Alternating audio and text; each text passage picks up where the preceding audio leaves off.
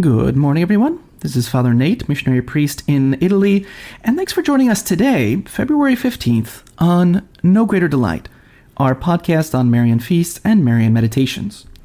Well, today we have three different celebrations that we recall. The first, given to us by, as I recall, the Abbé Orsini, he says that they celebrate Our Lady of Paris in France, and he gives the date as 5/22.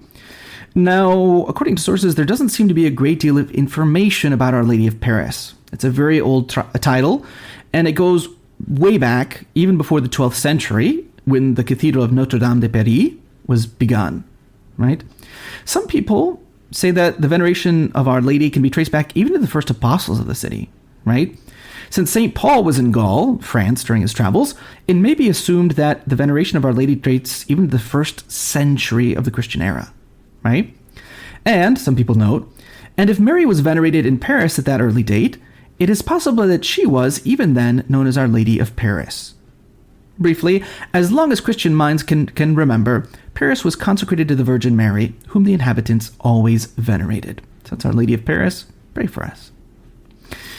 Then we're going to jump over to Romania, where one of my sources tells me they celebrate, I'm sorry to all the Romanians out there, Mația Domnului de la Nicola in Fiețul Gheieli in Cluj, in Transylvania, Romania. Right? So we're told that on February 15th, 1699, there were Catholic soldiers from Austria who visited a Romanian Orthodox Assumption monastery of Nicola, where they noticed an icon of the Virgin weeping large tears. Right? The weeping continued until March 12th and was attested to by many witnesses. Right? And lastly, we go to Italy, where they celebrate Madonna del Conforto, Arezzo, Toscana, Italy. And they recall this, so this is Our Lady of Comfort in Arezzo, Toscana, Italy. They recall that today, in 1796, the image was transfigured or changed. Okay? So what's the deal here? Well, again, we're going to go to February 15th of 1796, which in this time it was Monday after the first Sunday of Lent at around 3 in the morning. And so what happened? Well, again, we mentioned that there were earthquakes that were happening in this time. And, right, Italy's got some of that earthquake, that seismic activity. And so it was at 3 o'clock in the morning when there was another shaking of the earth, another big earthquake that really frightened people, right? And so many people thought that Arezzo was just going to be destroyed. So upon feeling that shaking earth, 3 artisans, a certain Antonio Tanti, Giuseppe Brandini, and Antonio Scarpini, who found themselves in the cantina in order to buy some wine. And they found themselves there. There was an old image there. There's a long story. An old image that friars had put up in a place where they would sell wine, and also like they had an oven there, a stove that they would use to cook things, but also to produce warmth when it was cold. Of course, you can imagine this little image was exposed to smoke and heat, and so it wasn't in very good shape. It was pretty dirty at the time. But anyways, passing by these 3 men, one of them shouted out, he's like, Blessed Virgin Mary, this is going to be a very brutal night for us. And one of the other ones said, Blessed Virgin Mary, I know that many times I've blasphemed you, which is a big thing in Italy. All of us have blasphemed you. We ask you, out of the love of God, for forgiveness, right? And so then the one who was in charge, Domitilla, who is the one in charge of the cantina, said that they needed to pray and have trust in Our Lady. And so, as they were getting ready to pray, Tanti, one of these artisans, he's like, I really want to light the candle to the great Mother of God, right? He's like, I've lit it other evenings, and I really want to light it even this night, right? Again, this was a devotional spot that had kind of fallen into disuse, right? So with the candle lit and placed on the image of Our Lady, everybody knelt and started to pray the litanies of Loreto. And suddenly, though, at the first invocations, one of them looked up and noticed that the image was changing color, right? It had been sort of a black-yellow, and now it was becoming white and like lucente, like lucid. I don't even think we say it like that. Shining, whatever. White and shining. So, surprised, they shouted out, look, Our Lady's changing color. So they all, they stared at her. And sure enough, Yep, she was changing color, right? So they took away the candle to make sure it wasn't the reflection from the candle, but no, the image really had become clean and shining, right? From that moment, there was never any more threats of earthquakes there. And so, obviously, they cried. The news spread throughout the town of Arezzo. And so many people wanted to go and see, to touch, and to pray in front of the statue, right? And so instead of being a town filled with sadness and cries of fear, it was filled with songs of praise and thanksgiving. So that's probably something that we too should do often. Give praise and thanksgiving to Our Lady for her many intercessions. So that's what we're celebrating today, February 15th, in the Marian world.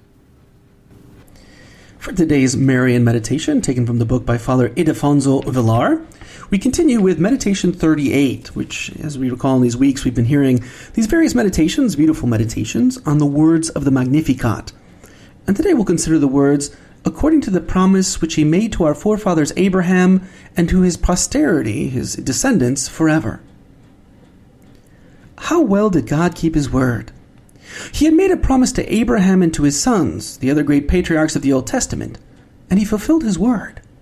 He was well aware of what they could do with his benefits, of what they would do with his benefits. Nevertheless, he does not go back on his word, nor does he cancel his promise.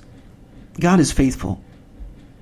But as Our Lady says, God's fidelity and exactitude is forevermore. In other words, as he abode by his promise, so will he keep his word in his subsequent promises.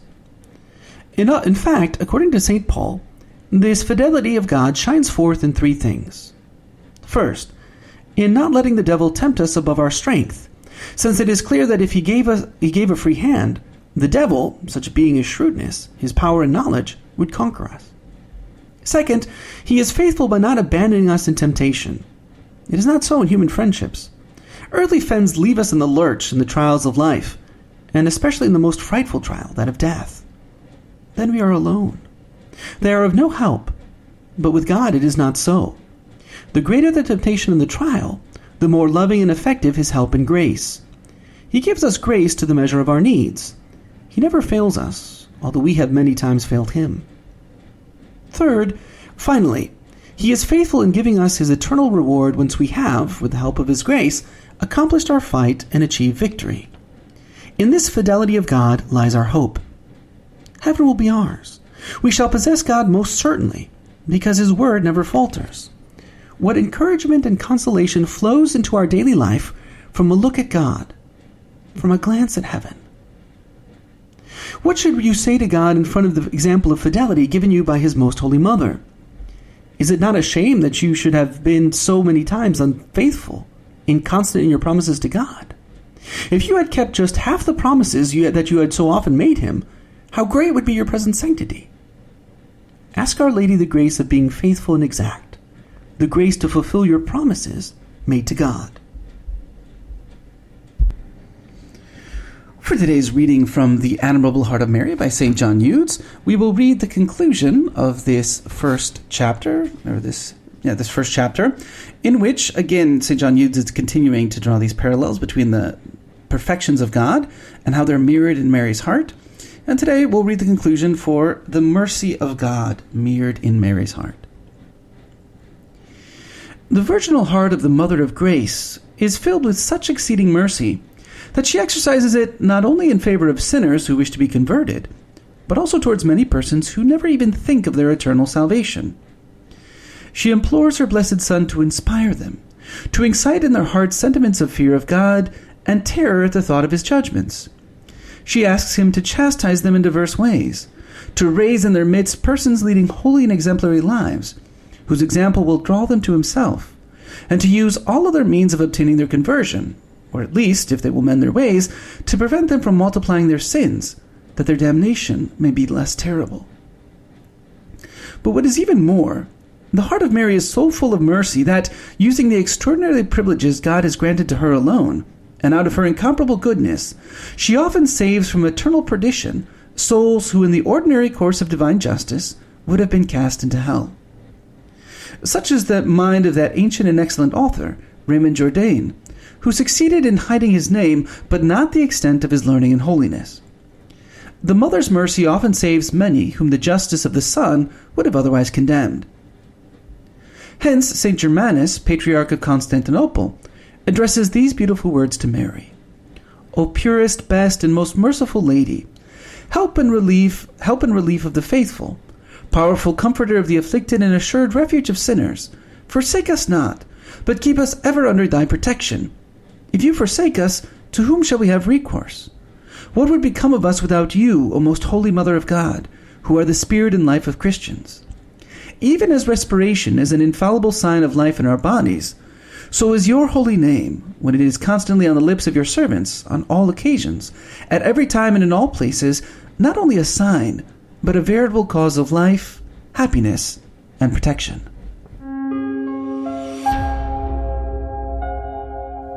Hello, and we hope that you enjoyed listening to our Marian podcast. In the spirit of Saint Bernard of Clairvaux, we say to you that there is no greater delight than to spread the devotion of Our Lady. We hope you share these sentiments and encourage you greatly to share with a loved one. Know that you are always in our prayers, and we ask that you keep us in yours. God bless.